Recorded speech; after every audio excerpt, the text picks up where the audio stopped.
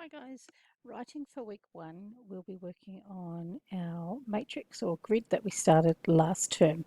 You'll see I've made some changes to it and some activities have remained the same, but some are different as well. You will also notice there are a few activities that are highlighted in yellow. For every writing lesson, you must complete two activities. Two activities anywhere in this grid. However, you must complete at least one activity that is highlighted in yellow each lesson.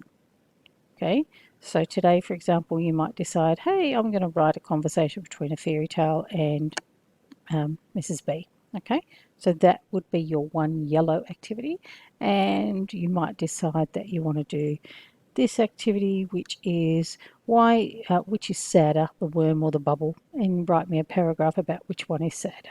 Okay, that would be your two activities for writing today. Okay, now every day that we have writing, you must complete two activities, remember?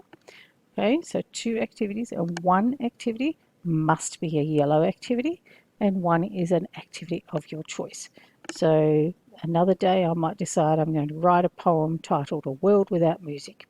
Think about what the poem, how the poem is written, what sort of poem it is. It might be a limerick. It could be a limerick being a rhyming one, a joking one. It could be one that's actually, soulful and something that has meaning to you. But you're writing your own poem. You're not copying, pasting one from the internet. So you can search for ideas, sure, but don't just copy and paste one. But that would be your one activity. Then your next activity might be, I don't know, you might want to do this one. You might want to think of 15 different adjectives to describe popcorn.